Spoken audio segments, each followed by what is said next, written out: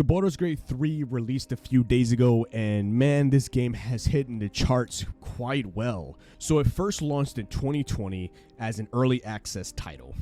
It received strong feedbacks from players, following new developments and tweaks over a number of years. Now, early access was an opportunity to involve the RPG fan community, but also to ensure a more polished, well-rounded experience for those keen to wait for, that big grand finale of that trilogy. But 3 years later, and a brand new full release, it's hitting a massive Steam concurrent count as of 800,000 as of the time of me recording this video. Now, there are other titles like CSGO, Dota 2, Team Fortress 2, and Apex Legends that this has the exact most player count to, team up with those guys. It's currently sitting at a number 9 in the all-time charts on Steam and is growing very rapidly as the days go by. The game does come completely full with no microtransactions, and the overall vision behind giving gamers a desirable game and a full experience without needing money for microtransactions or getting a half a game and then making somebody pay for the rest. There's a lot of things that is actually adding to Baldurs Gate 3 overall success, and there's a lot to really talk about. And honestly, I feel like Baldurs Gate 3 should actually hit charts as being the #1 probably RPG of the year. This thing has completely blown other games out of the water, as in the sales, as in the player count, and it looks like it's going to be a game that's going to continue coming more and more and more later down.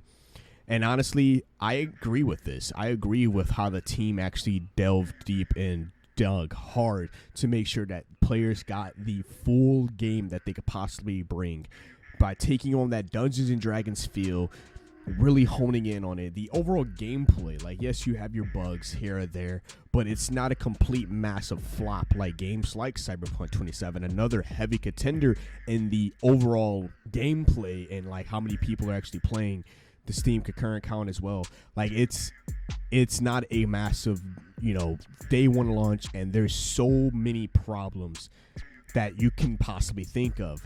And this goes back to just how the devs stayed true to exactly how, when you're actually keeping track of the overall performance and the updates of the game throughout 3 years, actively listening to the community, this is showing the other developers that, hey, you should be worried, because gamers are now becoming more, I don't know what's the word I'm looking for, more aware, right? They're looking more aware to the overall situation. When you sit there and tell gamers that they have a game that has no other transactions to be worried about, no other DLCs to worry about, you're not getting.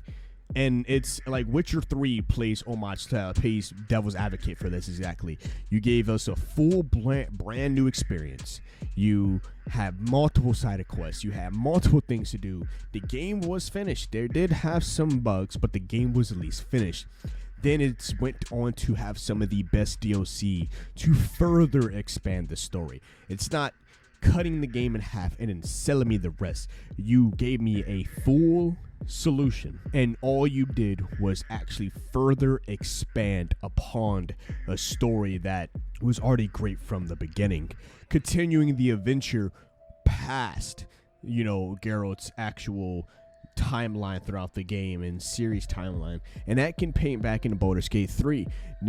As of right now, we don't know will they actually be giving out more DLCs, but as of right now, this is a full game that players can go enjoy right now for $60, and you're charging people $10 less than the max cap that games should be bought at. And there are other games out there that has been at that $70 price tag and had a few problems. Think of Diablo 4. That's another banger, right?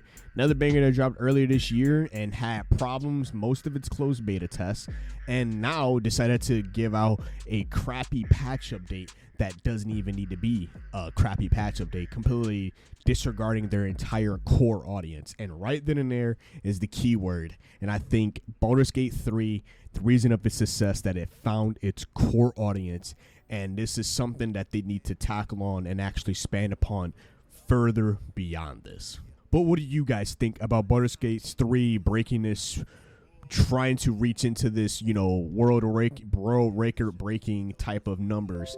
Will they hit 900,000? Will they hit 1 million? Like, they can sit there and keep climbing. The game's only been out for 3 days. So what do you guys think? Have you been playing Baldur's Gate 3? What are your experiences?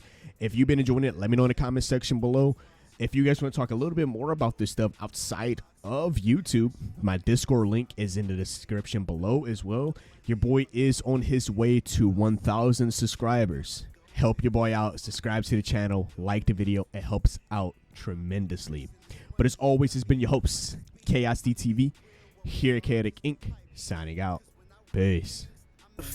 I don't sleep, that's so weak, don't plan to rest. I'm from a hood where you die if you don't pack a vest. No culinary degrees, but whipping crack the best. Chefing, hard times taught lessons. Praying every night to pull up in park Benzes.